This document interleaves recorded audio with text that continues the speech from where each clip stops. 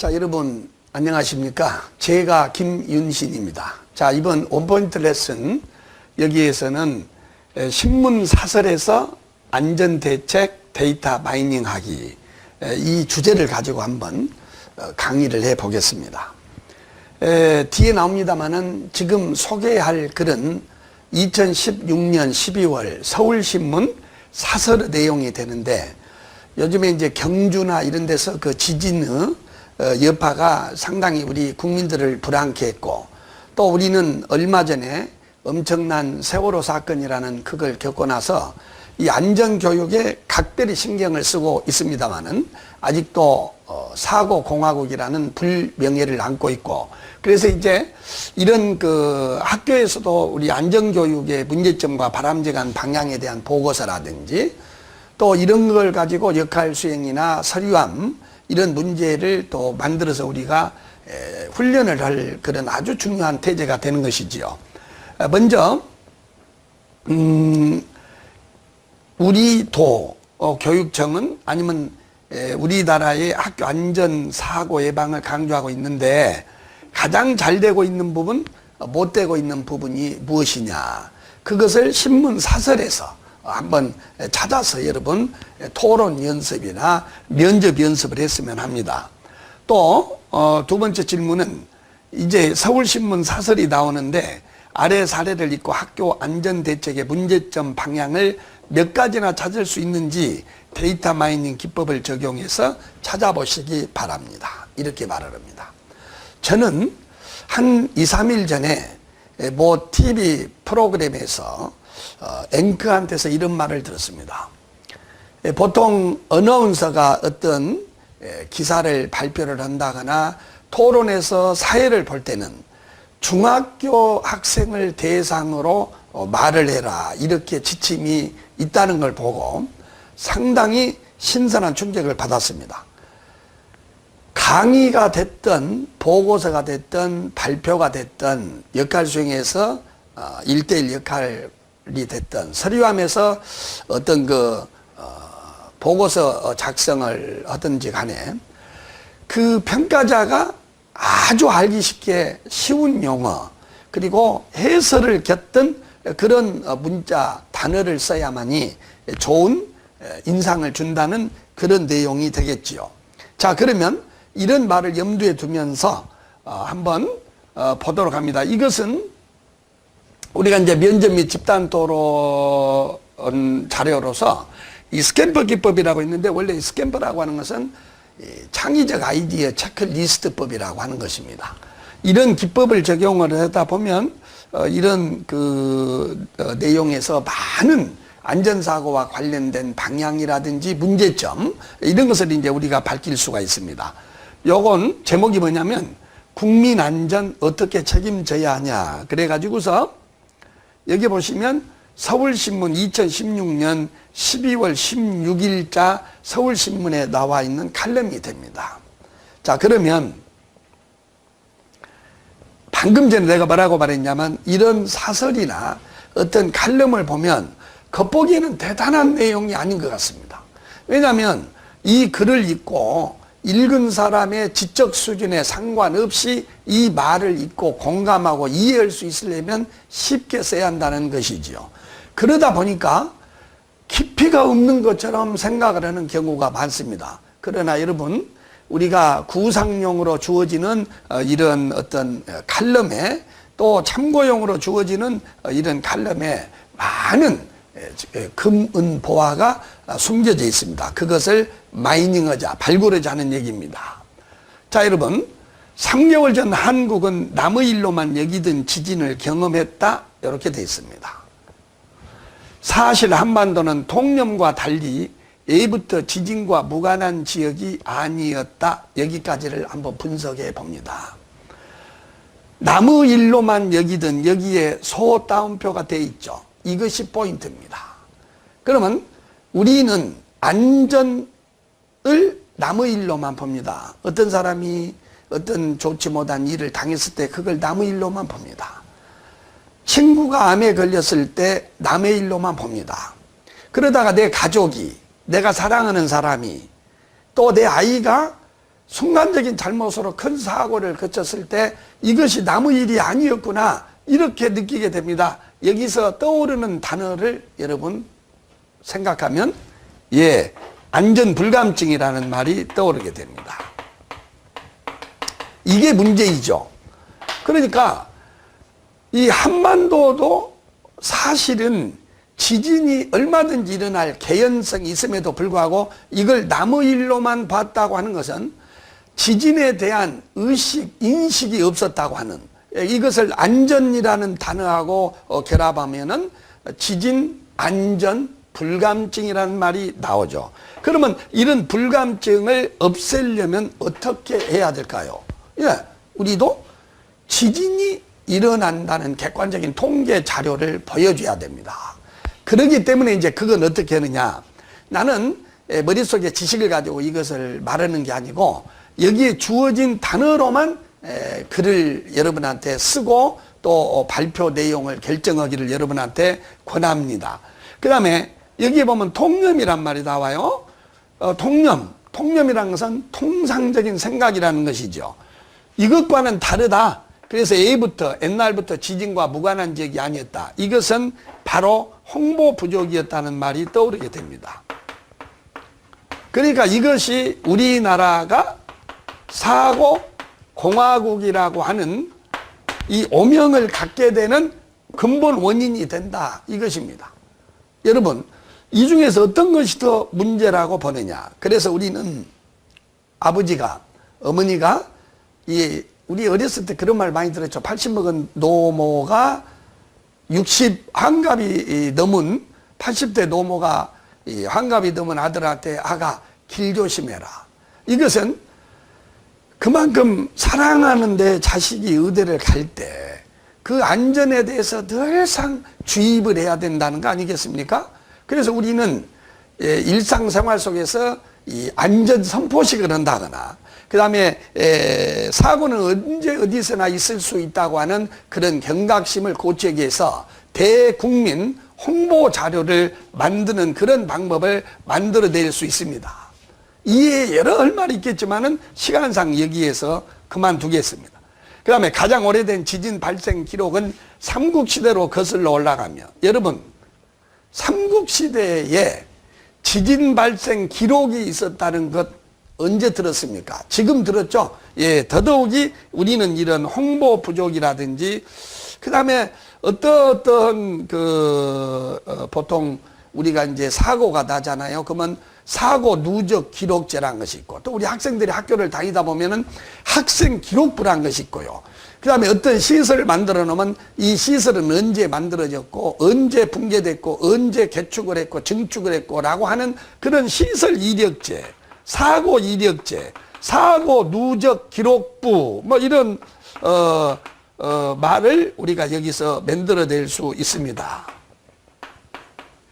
그래서 우리가 그 보험회사 같은 데도 안전사고를 막으려면은 어떤 사람이 사고를 이렇게 내잖아요. 그러면 그 사고를 누적적으로 기록을 해서 거기에 맞추어서 보험료를 납부게 하는 것이 간접적인 제재 방법이듯이, 학교가 안전사고를 많이 일어났다. 그러면 이걸 기록을 해서 교육청 홈페이지나 이런 데다가 올려놓으면 어느 학교가 나아가서 국가적으로 어느 시도 교육청이 학교 안전사고에 대해서 책임을 못했는가, 여기에 따라서 예산의 어떤 차등적 지원을 한다면 이것이 안전사고 예방에 간접적이긴 하지만 굉장히 실효적인 대안이 될 것이다. 이렇게 우리는 서류함을 쓰든 발표를 하든 보고서를 만들든 집단 토론을 하든 그런 말을 이렇게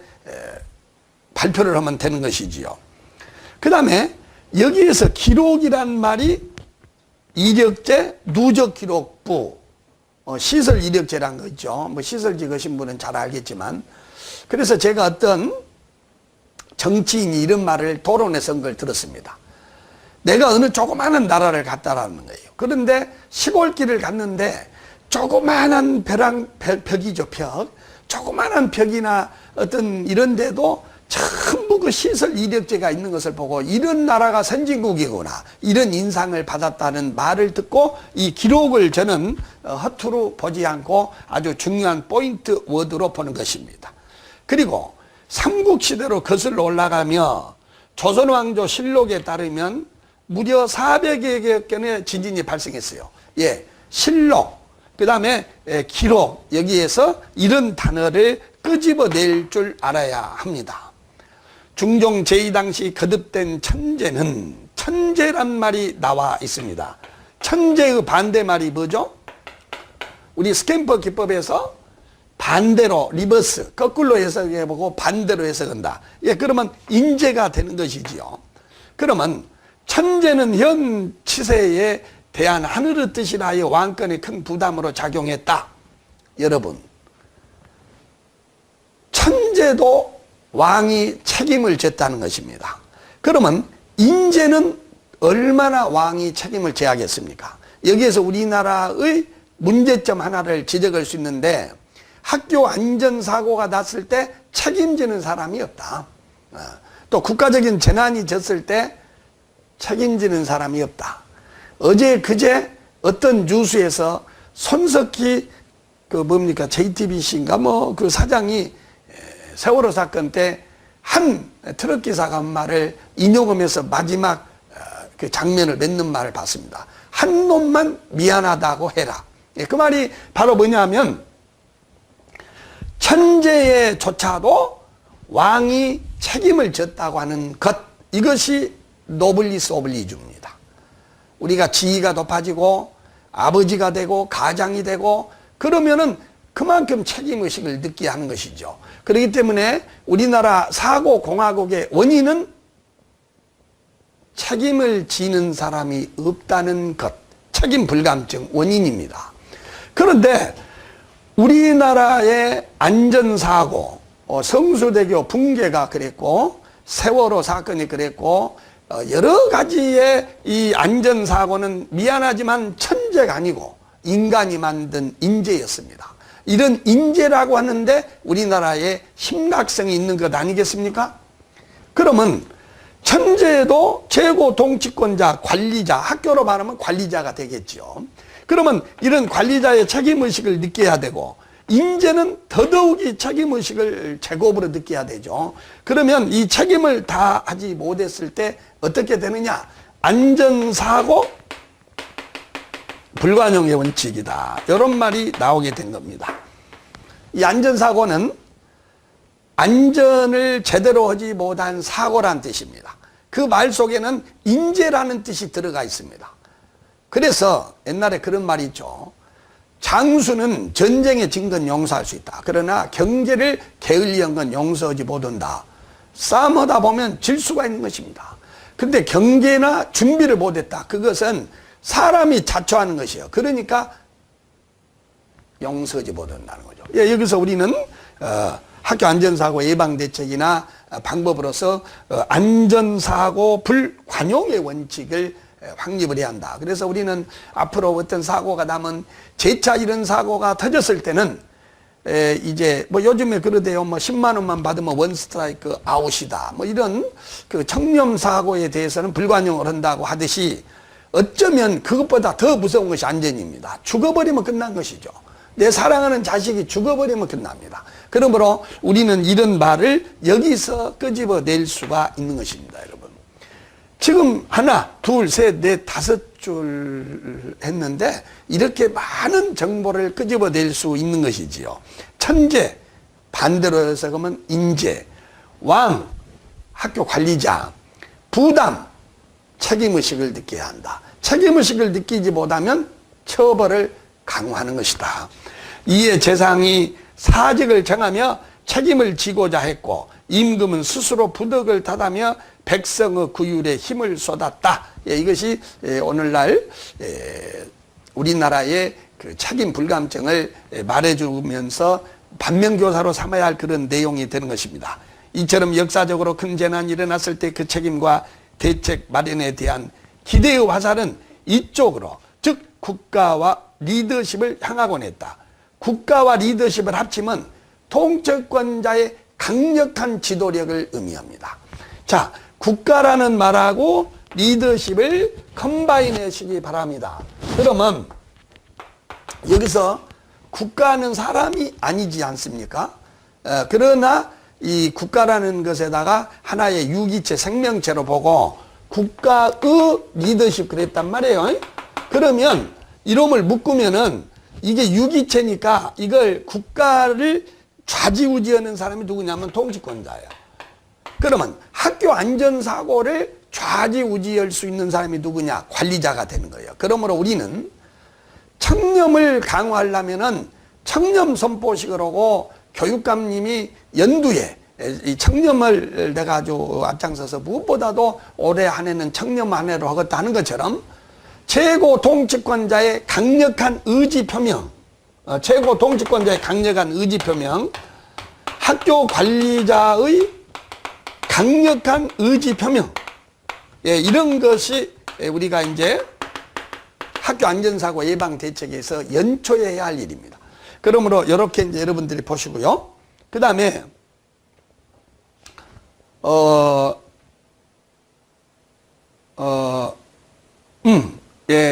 이렇게 됐고요. 했다. 그 다음에 최근에 삼성 갤럭시 노트 7 리콜 사태에 대한 한국과 미국 정부의 대처는 국민 안전을 위한 국가적 대응의 차이를 단적으로 보여준다. 선진국이냐 후진국이냐의 차이는 안전을 겪어보면 됩니다. 친구냐 아니냐, 그것은 내가 어려움을 당했을 때 안다고 하죠. 미국 연방교통부는 연이은 기기 폭발 사태에 즉각 대응을 했다는 거죠. 예, 여기서 즉각 대응이라는 말 속에서 우리가 끄집어낼 수 있는 것이 뭐냐? 조기 감지라고 하는 것입니다. 사후, 그러니까 조기 감지라는 말보다는 사후 즉각적 대응이란 말이 맞겠습니다. 시정하겠습니다. 그래서 여기 나오네요. 나 이거 보기도 전에 즉각적 대응을 해야 됩니다. 그래서 우리가 이제 안전사고가 났을 때는 즉각적으로 대처할 수 있는 핫라인, 어떤 시스템을 구축을 한다거나 학교, 지역사회, 유관기관, 뭐 예를 들면 경찰서라든지 119라든지 그 다음에 교육지원청, 교육청, 이런 데가 즉각적인 대응체제 구축을 통해서 이렇게 한다. 조지 부시 미국 대통령이 그 어느 초등학교에서 일일 교사로 갔을 때 9.11 테러가 일어났는데 그 TV에서 봤죠. 귓속말로 뭐라고 합니다. 9.11 테러가 일어났다고. 그러니까 그 부시의 그 순간적인 넋이른 것을 보십시오. 그 7분 동안을 어떻게 해야 할지를 몰라가지고 7분 동안 결정을 못 내렸다고 해서 즉각적인 대응을 못했다고 해서 엄청난 비난을 받았습니다. 그 다음에 여러분이 로널드 레이건 미 대통령이 왜 그때 암살 위협을 받았죠. 오래된 얘기입니다. 아주 멋진 대통령이었죠. 근데 그 당시 그 헤이그 국무장관이 매뉴얼이 없으니까 우왕좌왕한 거예요. 더군다나 지금 대통령이 이런 상황에서 누가 발표를 해야 되고 어느 정도 한까지를 발표를 해야 되고 만약에 유사시에 누가 제2인자 요 문제를 놓고 세계 최강 미국이 부통령이다 국무장관이다 이걸 완전히 헤매버렸습니다. 그래서 국민들도 놀라고 국가도 놀랐던 것입니다. 미국의 역대 대통령 중에서 내가 정확한 수치는 좀 잊어버렸습니다만은 한 7, 8명이 암살을 당했거든. 그래서 미국의 경호가 최고입니다. 그러한 국가조차도 매뉴얼이 평상시 인지가 되지 않으니까 대통령이 총알을 맞고 병상에 누웠을 때 누가 컨트롤 타워냐 하는 이런 것을 우왕좌왕한 것을 보고 그 당시 국민도 놀랬고 전 세계도 놀랬다는 거예요. 이것이 우리 인간의 약점인 것이지요. 그렇기 때문에 이런 즉각적 대응을 하려면은 한번 집에 갑자기 불이 나가보면 여러 번 합니다. 나도 그런 경험이 있었어요. 이렇게 이제 컴퓨터 쓰고 하는데 갑자기 불이 나가는데 그렇게 찰흙같이 어두울 때 너무너무 당황이 듭니다. 그래서 간단하게 그 출입구 쪽에 있는 두꺼비 집만 이렇게 올리면 되는 것을 그걸 못 해가지고 전화로 해서 그 동네 뭐라고죠? 그거 고치는 아저씨 데려다가 고치니까 그 아저씨가 웃으면서 아니 선생님 이리 와보세요. 두꺼비지만 이렇게 장갑 끼고 올리면 될 것을 왜 이러냐. 예, 그때 나는 뭘 생각했느냐. 이런 즉각적 대응을 하려면은 평상시 매뉴얼에 따른 훈련을 많이 해야 된다는 거예요. 매뉴얼에 따라서 훈련이 반복이 될 때 그것이 체득이 되고 습관화가 되어서 즉각적으로 대처를 한다는 것입니다.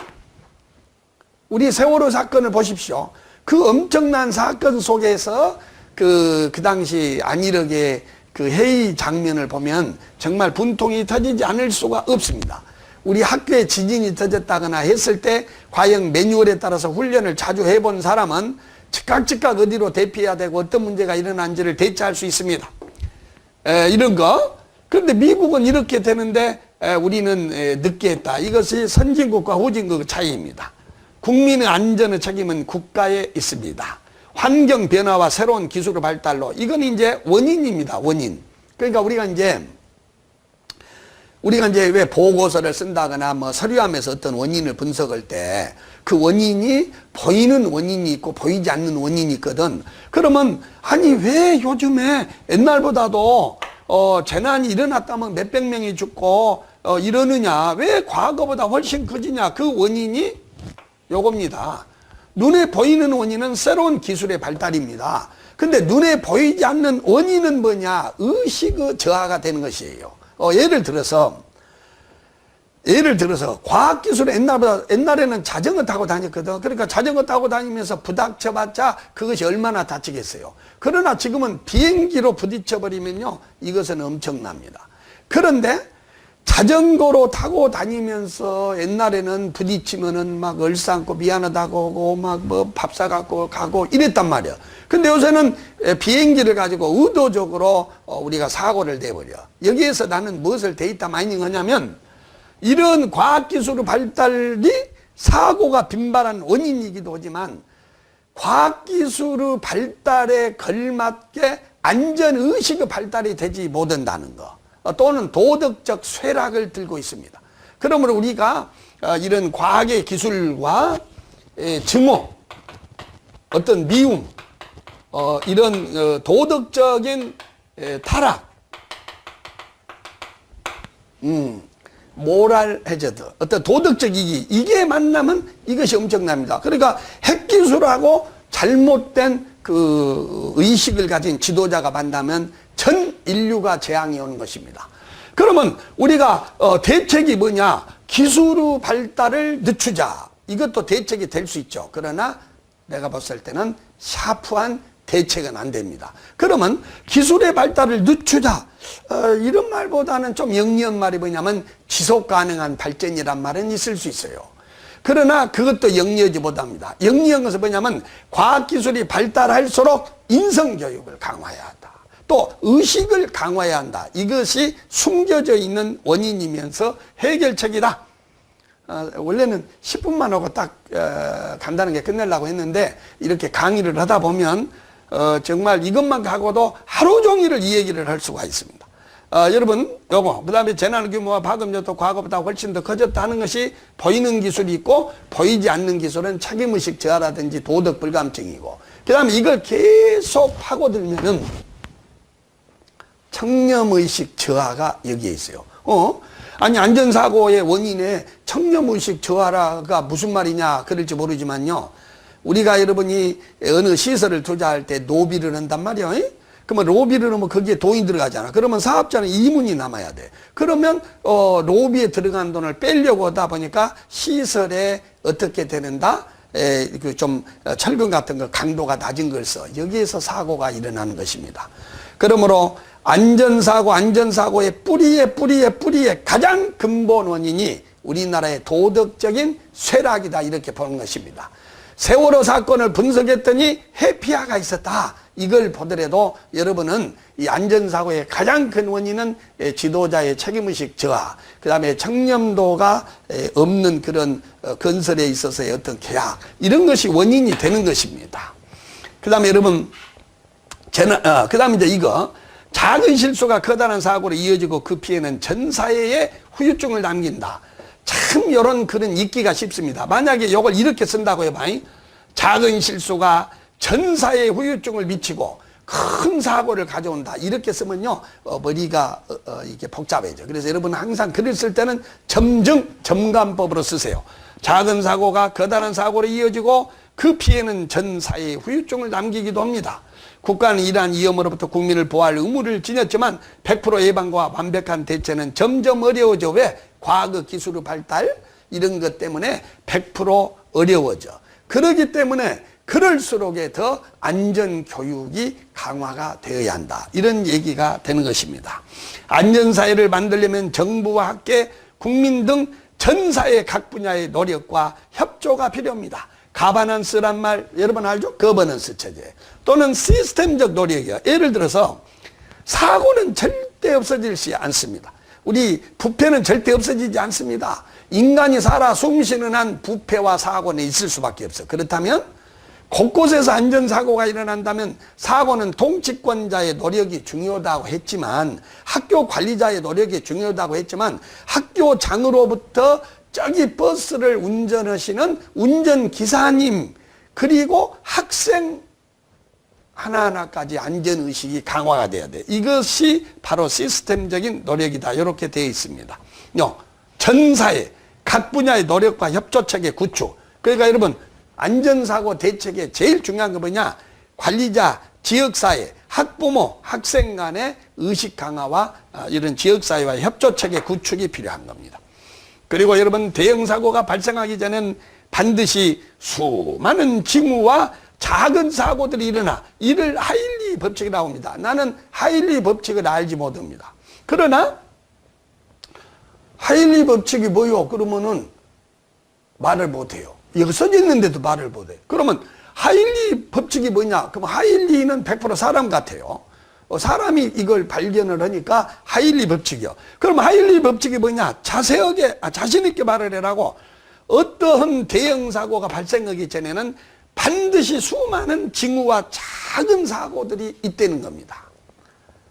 주변에서 어떤 사람이 너무 스트레스를 많이 받아갖고 내가 너 때문에 망했다.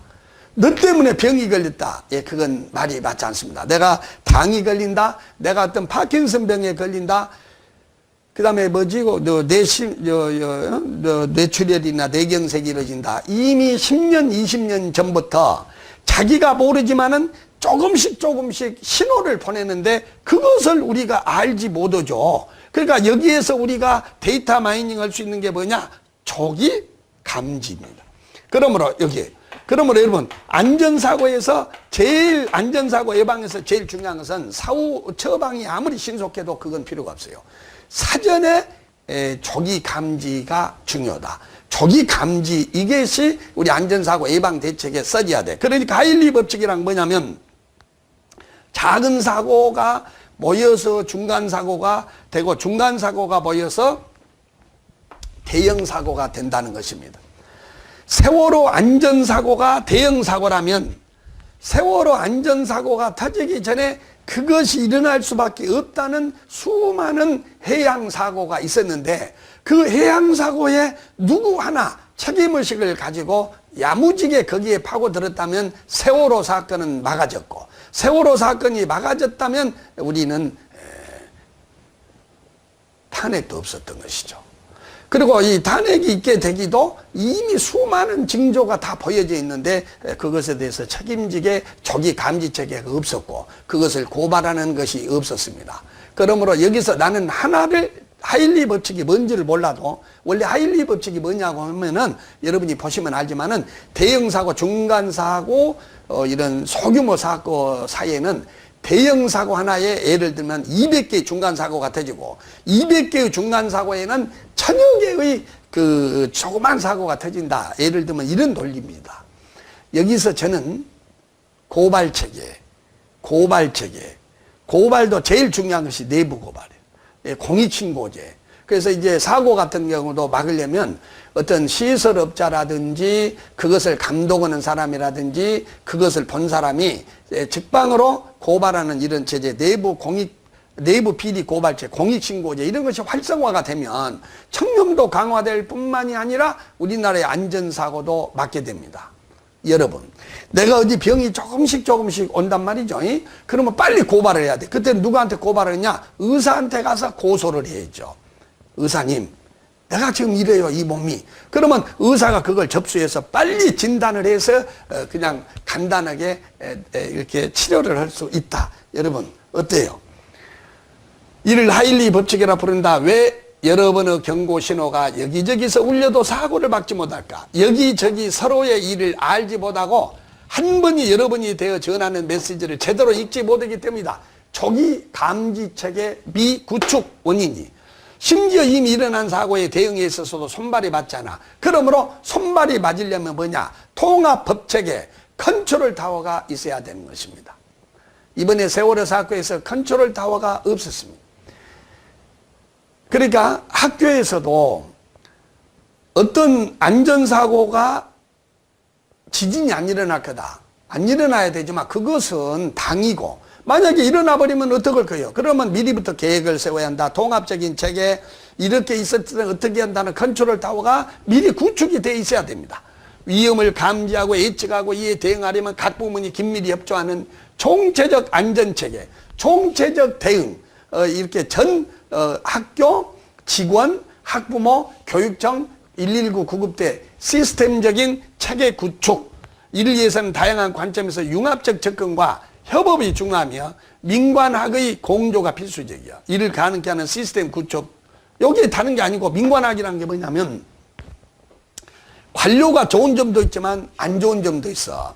민이 좋기도 하지만 안 좋은 점이 있어. 학이 좋기도 하지만 안 좋아. 그래서 이런 민관학이 전부 합쳐져서 어떤 거버넌스 체제를 구축한다거나 어떤 안전사고가 터졌을 때 관한테만 맡겨놓으면요, 이걸 숨기려고 그래. 그래서 이런 학술적이고 또 민간적인 사람이 전부 협조체계를 구축해야 됩니다.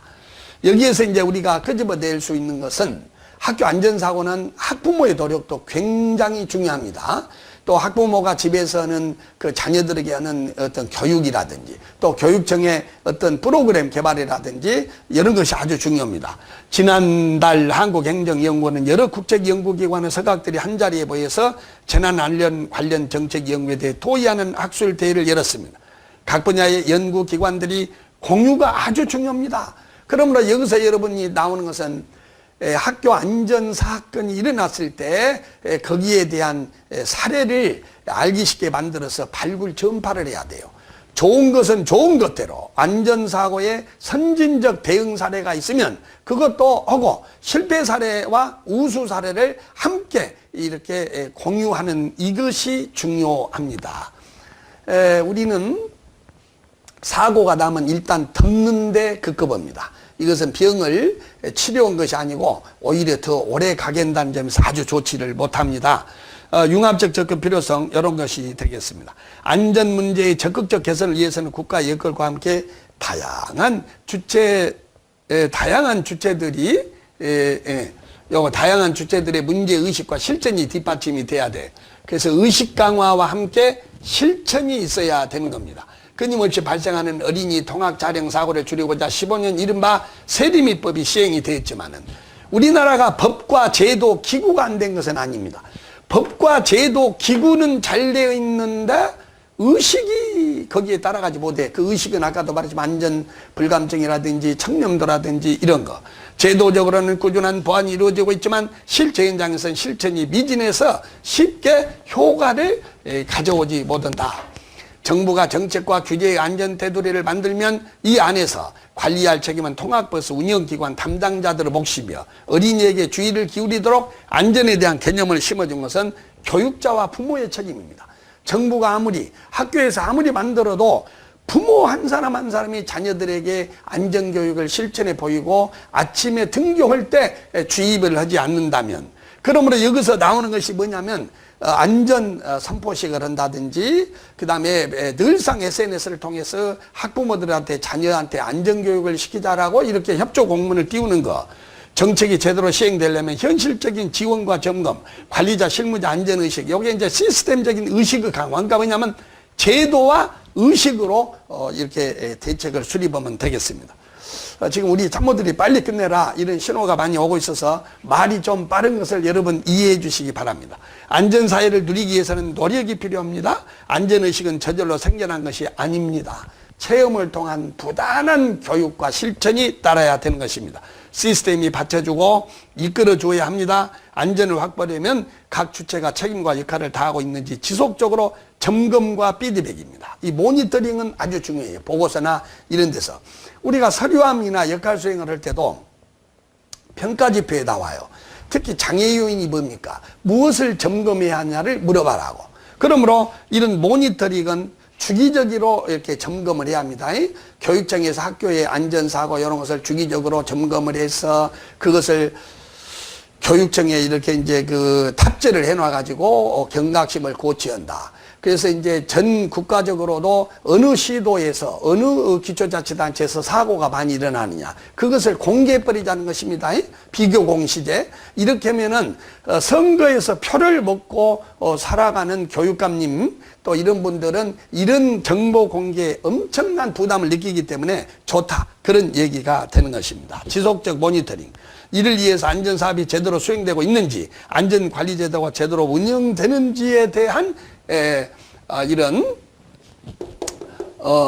안전관리제도가 제대로 운영되는지에 대한 적절한 평가체제, 점검과 평가, 이게 중요해요. 이제 이것도 점검과 평가도 자체 평가만을 맡겨서는 객관성이 없어. 시시해. 그러니까 뭐냐, 어떤 점검과 평가는 외부 독립기관한테 맡긴다거나 아니면 점검과 평가라는 감사기구의 독립성 보장, 이런 것이 아주 중요하게 되겠습니다. 그리고 안전사고에 대해서 어떤 노력을 했느냐 이런 것을 5개 광고에다 올려가지고 시민들에게 알려서 그 자체가 그 학교에 홍보도 되지만은 평상시 안전사고 의식을 전환시키는 그런 것이 되어야 하겠습니다. 이러한 과정을 통해 능동적인 책임감이 자리 잡을 때 우리 사회의 전반적인 의식이 높아진다. 여기서 능동적 책임감이라는 건 다른 것이 아닙니다. 안전사고를 우리 모두의 문제로 이렇게 알고 자율적으로 지키려고는 선진화된 의식이 앞장서지 않는 한 어떠한 시스템 구축도 백약이 무효이다. 그러면 이런 것은 누가 할 수밖에 없냐? 궁극적으로 교육이 할 수밖에 없다. 이렇게 결론을 맺을 수 있겠습니다. 자, 여러분, 저는 이런 서류함 문제 만들기, 역할 수행 문제 만들기 또 아주 업그레이드해서 보고서 문제 만드는데 아주 시간이 많이 갑니다. 그렇지만은 앞으로 이제 100일장도 공개적으로 한번 할까 합니다. 그래서 이 100일장은 이제 한정적으로 할 수밖에 없어요. 뭐 예를 들어서 서류함 같은 거 평가를 하려면 30명, 40명 정도 평가를 하면 거의 15일이 걸리기 때문에 이제 좀 이렇게 인원을 잘라가지고 보고서 서류함 역할 연기 100일장을 한번 운영을 합니다. 그래서 반응이 좋으면 정기적으로 한번 할까 합니다. 자, 여러분 많은 도움이 되었으면 합니다. 김윤신이었습니다. 수고하십시오.